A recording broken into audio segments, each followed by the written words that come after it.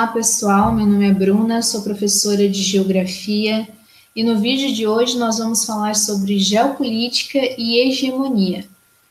Vamos começar?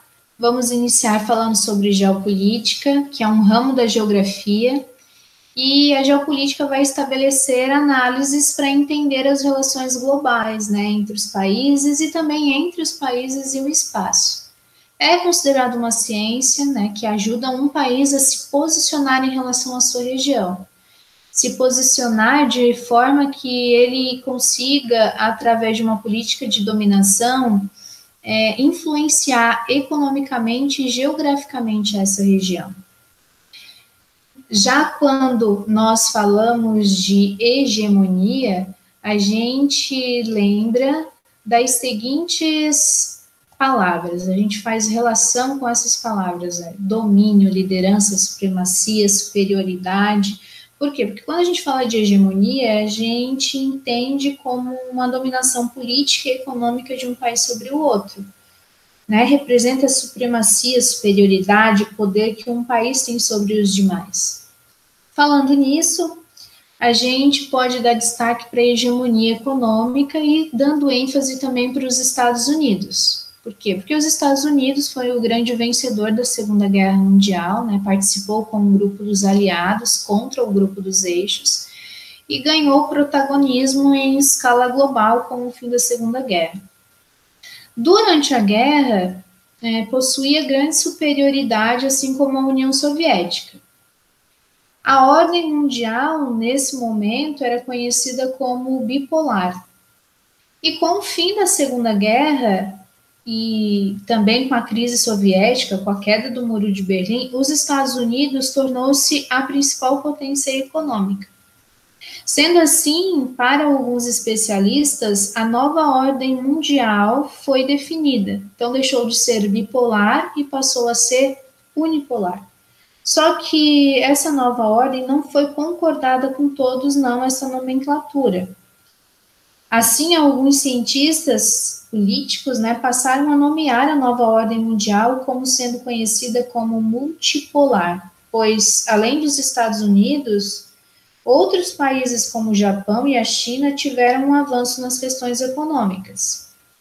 Há ainda uma outra definição para essa nova era, a do mundo unimultipolar, porque não há no mundo nenhuma nação que possuía o mesmo poder de guerra que os Estados Unidos, mas também a gente não pode deixar de destacar, o crescimento econômico de novos países, novos polos de poder, potências, como o exemplo da União Europeia, um bloco econômico, o Japão e a China.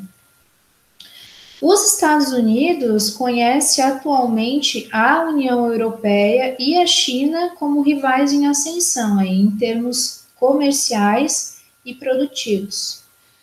Por isso, destaque para essa reportagem que saiu em janeiro de 2021, porque a economia chinesa deve passar a dos Estados Unidos em 2028, 5 anos antes do previsto.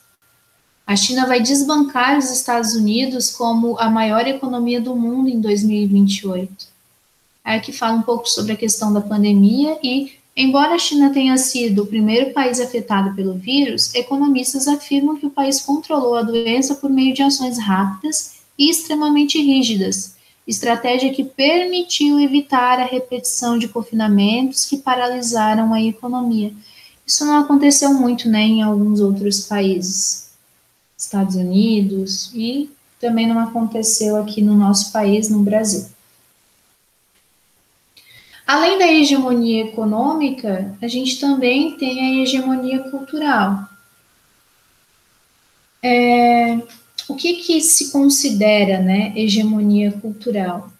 De acordo com Antônio Gramsci, jornalista, filósofo e escritor, hegemonia cultural é um processo pelo qual a classe dominante faz seu projeto ser aceito pelas classes dominadas. Hegemonia cultural, segundo ele, é estudar o impacto de uma dominação ideológica de uma classe sobre a outra. Um exemplo disso é tentar convencer ideologicamente as pessoas a pensarem, a sentirem, a terem valores de acordo com a ideologia que convém à classe, né, dominante.